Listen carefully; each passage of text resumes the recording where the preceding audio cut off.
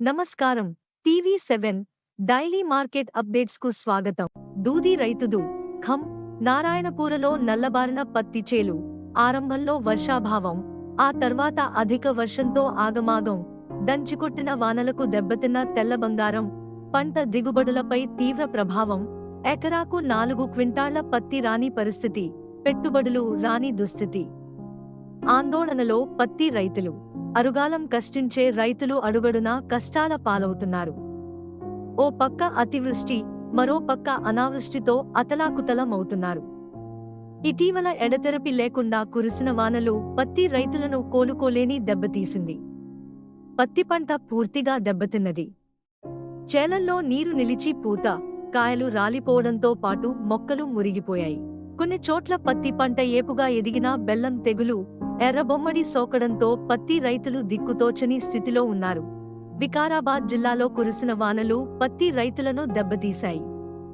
వానాకాలం సీజన్ ఆరంభంలో వర్షాభావం, ఆ తర్వాత ఎడతెరపి లేకుండా కురిసిన వానలు అన్నదాతలను తెల్లబోయేలా చేసింది. ఏపుగా ఎదిగి ఊపుమీద ఉన్న పత్తి పంట కురిసిన వర్షానికి పూర్తిగా దెబ్బతిన్నది. చేలల్లో నీరు నిలిచి పత్తికాయలు రాలిపోవడమే కాకుండా పత్తి మొక్కలు కూడా నిలువునా మురిగిపోయాయి. ప్రస్తుతం పూత, పత్తి కాయలతో కళకళాడాల్సిన చేన్లు జిల్లాలో ఎక్కడా చూసిన నీట మునగడంతో రైతులు దిక్కుతోచని స్థితిలో ఉన్నారు. పంటను కాపాడుకునేందుకు ఆరంభం నుంచి అష్టకష్టాలు, ఆపై పురుగుల బాధతో తీవ్ర నష్టాలు పాలు చేశాయని రైతులు వాపోతున్నారు. ఈసారి జిల్లాలో పత్తి సాగు గత ఏడాదితో పోలిస్తే తగ్గింది. అయితే సాగు చేసిన రైతులను వానలు నిండా ముంచాయి. జిల్లాలో పత్తి గత ఏడాది 2,53,063 ఎకరాల్లో సాగు చేయగా, ఈసారి 2,10,134 ఎకరాల్లో మాత్రమే సాగు చేశారు. పత్తి సాగు చేసిన రైతుల ఆశలపై అధిక వర్షం నీళ్లు చల్లింది. ఈసారి మొదటి నుంచి సరిపడా వర్షాలు కురియక విత్తనాలు ఆలస్యంగా విత్తనారు. మొక్కలు ఏపుగా పెరిగి పూత, కాయ దశలో కురిసిన వానలకు పూర్తిగా దెబ్బతిన్నాయి. దీంతో పత్తి రైతు ఆశతో పత్తి సాగు చేయగా కాలం కలిసి రాకపోవడంతో సగానికి సగం కూడా దిగుబడులు వచ్చే పరిస్థితి లేకుండా పోయింది. పత్తి పంట నష్టంపై వ్యవసాయ శాఖ అధికారులు సమర్పించిన నివేదికలు నామమాత్రంగానే ఉన్నాయి. జిల్లాలో దాదాపు 50,000 ఎకరాలకు పైగా పత్తి పంటకు నష్టం జరిగిందని ప్రాథమిక అంచనా. అయితే అధికారుల మాత్రం 10,000 లోపు మాత్రమే నష్టం జరిగిందని చెబుతున్నారు.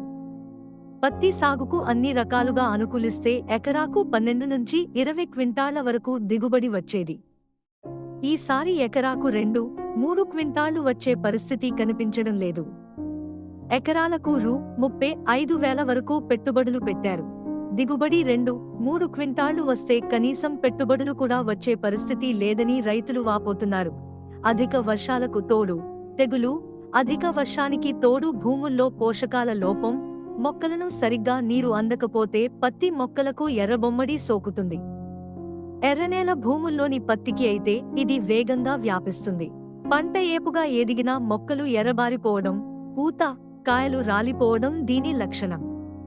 ప్రస్తుతం జిల్లాలో 1000 ఎకరాల్లో పత్తి పంటకు ఎర్ర తెగులు సోకింది. ఎన్నడూ లేని విధంగా పత్తికి పూత, కాయలు రాలిపోతూ మొక్క చనిపోతుండడంతో రైతులకు దిక్కుతోచక దిగాలు చెందుతున్నారు. పెట్టుబడులు రాని పరిస్థితి. పత్తి విత్తనాలు నాటే దశ నుంచి ఈ ఏడాది రైతులకు కష్టాలు మొదలయ్యాయి. మొదట్లో వరుణుడు ముఖం చాటేశాడు. వర్షాభావంతో విత్తిన విత్తనాలు భూమిలోనే కలిసిపోయాయి. రెండోసారి కొన్ని చోట్ల మళ్లీ విత్తనాలు విత్తారు. ఎరువులు, పురుగుల మందులు, కలుపు తీతలకు భారీగా పెట్టుబడులు పెట్టారు. తీరా పంట చేతికోస్తున్న దశలో భారీ వర్షాలు దెబ్బతీశాయి. నెల రోజుల పాటు ఎడతెరపి లేకుండా కురిసిన వర్షాలు నష్టాల పాలు చేశాయి.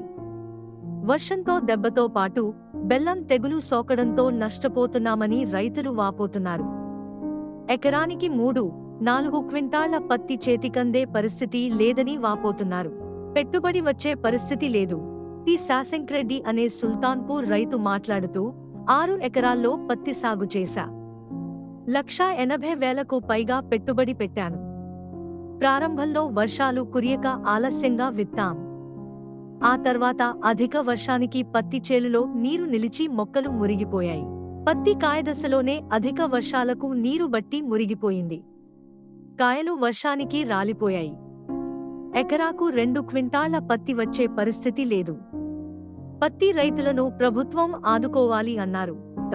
ఇలాంటి మరిన్ని అప్డేట్స్ కోసం వాచ్ చేస్తూనే ఉండండి టీవీ7.